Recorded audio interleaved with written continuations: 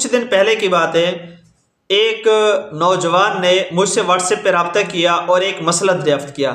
وہ مسئلہ اتنا زیادہ حیران کن تھا کہ یقین جانے اس کو بیان کرنے سے بھی دل کانپتا ہے۔ میرے تو پاؤں سے زمین ہی نکل گئی، ایسا کہیں۔ اس قدر سنگین مسئلہ، میں بڑا حیران ہوا کہ معاشرہ ہمارا کس طرف کو جا رہا ہے۔ وہ سوال یہ تھا، اللہ اکبر، شریعت کتنی پیاری چیز ہے۔ شریعت سے جو ہٹتا ہے، قرآن اور حدیث کو فالو نہیں کرتا، اس کی مقدر میں بربادی کے سوا اور کچھ بھی حاصل نہیں ہوتا۔ تو دیکھیں، شریعت نے، قرآن نے ہمیں کہا کہ بھئی خواتین پردہ کریں۔ خواتین پردے نہ کرنے کے نتیجے میں جو کچھ وبال اور جو کچھ معاشرے کے اندر ہمیں ہوتا ہوا نظر آ رہا ہے، کتنی بڑی تباہی ہے، کتنی بڑی تباہی ہے۔ آپ خود کافی سارے واقعات بے پردگی کی وجہ سے دیکھ چکے ہوں گے، اگر دیکھا نہیں تو سن ضرور چکے ہوں گے۔ یہ الگ بات ہے کہ ہم اس سے چشم پوشی کر لیں۔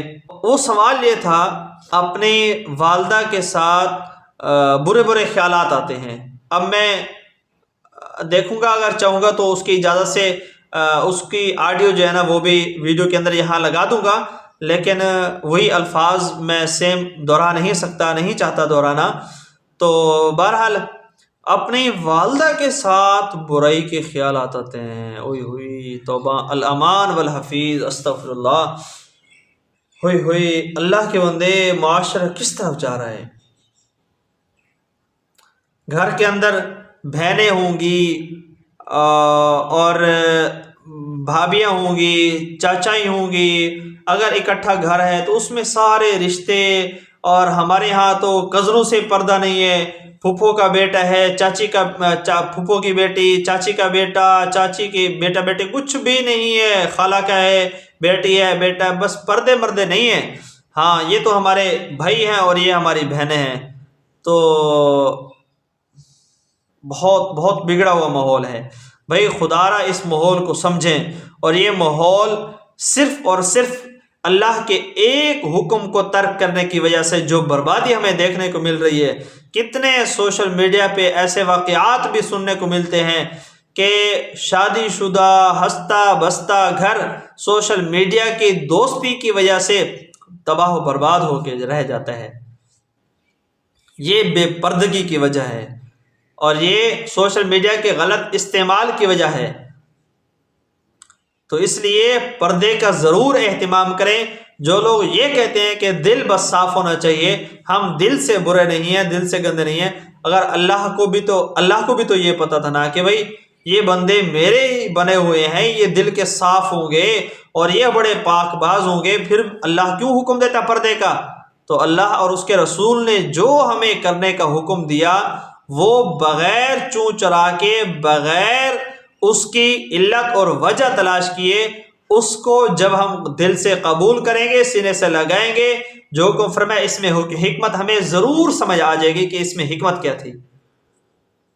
تو اس لیے خود بھی آپ، جو میں بہنیں بیٹیاں مجھے دیکھ رہی ہیں، اور اسے چاہیے کہ خود بھی پردہ کرے اور دوسرے بچیوں کو بھی پردے کا لازمی حکم کریں۔